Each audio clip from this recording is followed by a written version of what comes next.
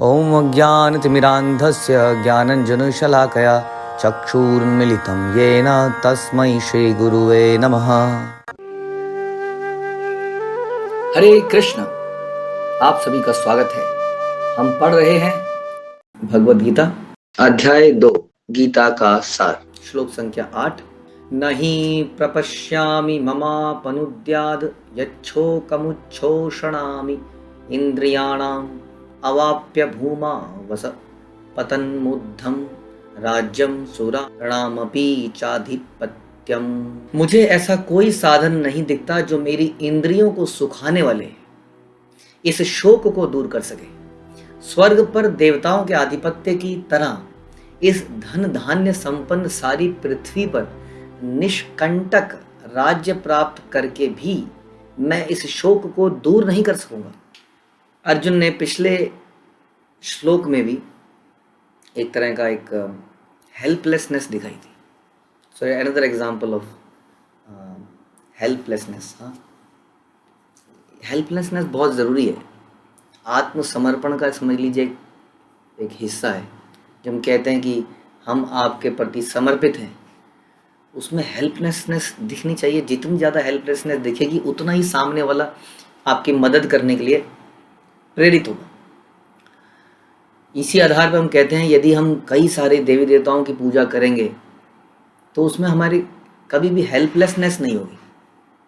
जैसे आपने सुना है ना, एक जनरली एक जोक बोला जाता है कि एक बार एक नाव में कई सारे धर्म के लोग बैठे थे और नाव डूबने लगी और सारे लोग मरने लगे। अचानक से वहाँ पर जो है ईसाई धर्म के एक व्यक्ति खड़ा हुआ, उसने जीसस क्राइस्ट को याद किया और जीसस क्राइस्ट आए और उसको बचा के ले गए।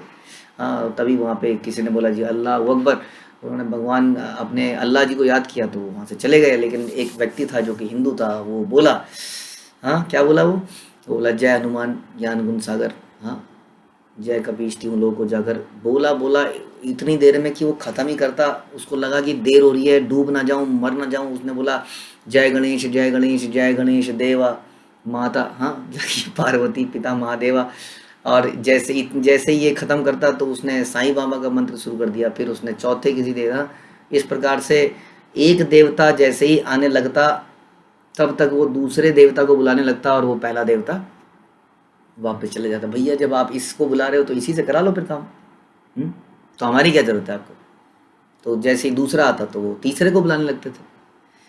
तो हेल्पलेसनेस, जब सामने वाले को पता चलता है कि ये व्यक्ति मुझ पर डिपेंडेंट है, मुझ पर ही डिपेंडेंट है, तो अपने आप ही एक अलर्टनेस आ जाती है उसके अंदर कि अगर मैं नहीं करूँगा तो ये व्यक्ति कुछ नहीं करेगा, मतलब ये व्यक्ति समाप्त हो जाएगा, ये मुझ पर आश्रित है। तो एक नेचुरल सी बात है। लेकिन आश्रित होने के लिए डिपेंडेंसी की ज़रूरत है। जैसे हम देखते हैं भगवान ने जब गोवर्धन पर्वत को उठाया तो हम इस लीला को बड़े सहजता से देख लेते हैं। आप सोचिए, आपका छोटा बच्चा एक पत्थर उठा ले और बोले जी मम्मी थोड़ी देर के लिए, पापा थोड़ी देर के लिए यहाँ आओगे नीचे। आपको लगेगा पता नहीं पत्थर गिरा देगा, सर पे सर फूट जाएगा। कितना मुश्किल काम है कि पहाड़ किसी ने उठा रखा हो बच्चे ने और पूरा का पूरा व्रज उस पहाड़ के नीचे आ जाए। सोचिए अगर वो पहाड़ गिरेगा तो निकलने का समय मिल पाएगा उससे? नहीं मिल पाएगा। तो इस लीला को हम बड़ी सहजता से देख लेते हैं, बट ये लीला भगवान की महानता को तो दिखाती है, लेकिन भक्तों की भी महानता को दिखाती है कि भक्त कितने सरेंडर्ड होते हैं भगवान से। तो अर्जुन जो है लगातार आज दूसरे श्लोक में ये बता रहा है कि हे भगवान, आप मेरे गुरु हैं, आप मुझे गाइड कीजिए। मैं एकदम निस्सहाय हो चुका हूँ, मुझे ऐसा कोई साधन ही नहीं दिखता। देखिए, that means there is no other way. कोई और रास्ता नहीं दिख रहा है मुझे, कोई और साधन नहीं दिखता जो मेरी इंद्रियों को सुखाने वाले शोक को दूर करे। लेकिन इसका पिछला श्लोक साथ में पढ़ना पड़ेगा। पिछले श्लोक में उसने बोला कि कार्पण्य दोष उपद स्वभाव, कि मैं जो है आपके प्रति सरेंडर्ड हूँ, प्लीज़ गाइड मी। आप मुझे गाइड कीजिए। मैं शिष्यम ते हम शादी माम त्वाम प्रपन्नम। तो इस प्रकार से कह रहे हैं कि और कोई रास्ता नहीं दिखता। इसका मतलब ये है केवल आप ही एक रास्ता दिखते हैं। अटमोस्ट कह सकते हैं हेल्पलेसनेस जो यहाँ पर दिखती है। इसी हेल्पलेस कंडीशन में ही जो है व्यक्ति को कोई अपनी शरणागति कोई आता है तो फिर उसका तो कल्याण करा ही जाता है। उसका कैसे भी करके, जैसे हम कितने ऐसे अनेक राजा शिबी का एग्जाम्पल लेते हैं, जो कबूतर उनकी शरण में आ गया, बचाओ बचाओ बचाओ, एक बाज मुझे मार रहा है, मैं आपकी शरण में हूँ, हेल्पलेसनेस, हाँ गिर गया वहाँ पर आके, पीछे से बाज भी आता है।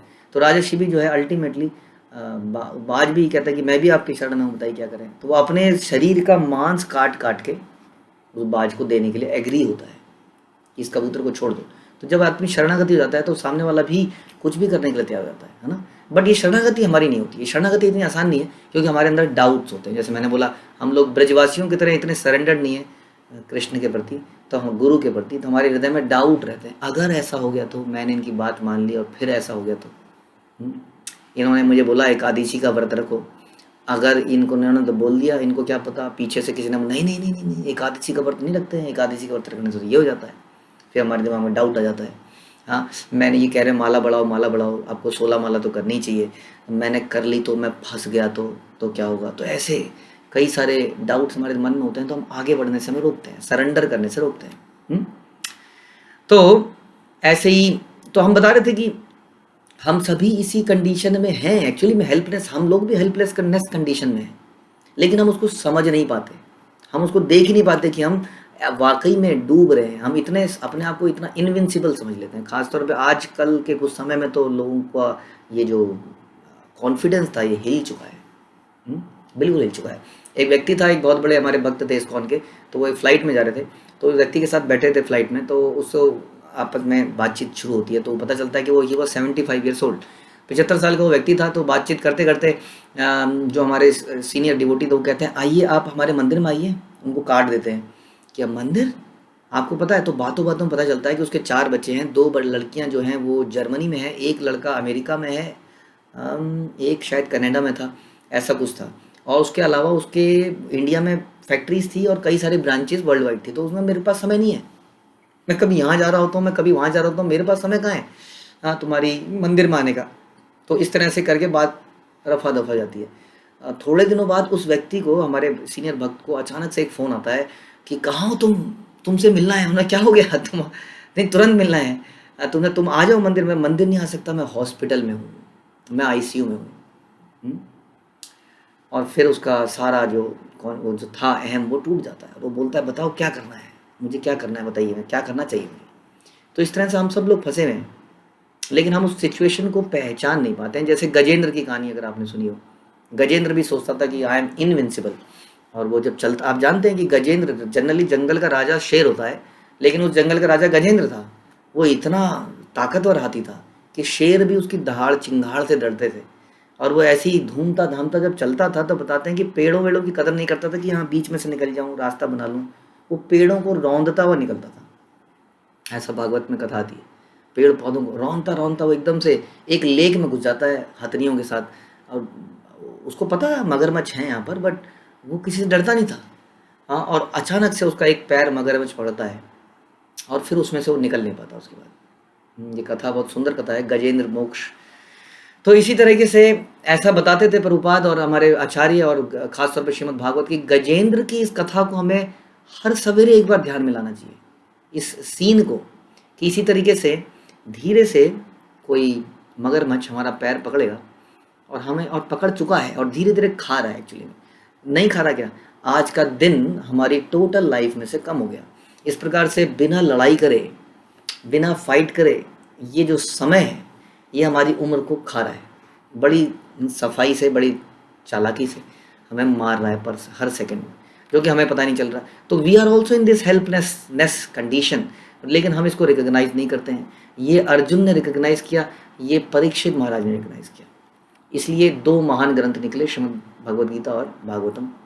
इसी कंडीशन में जब हम जाते हैं, समझते हैं कि हम एक बहुत बड़े संकट में हैं। समस्या यही है कि हम समझते नहीं है संकट में, बिकॉज ऑफ पैसा, बिकॉज ऑफ फैमिली मेम्बर्स, आसपास बहुत सारे परिजन, तो हमें लगता है we are safe, we are not safe.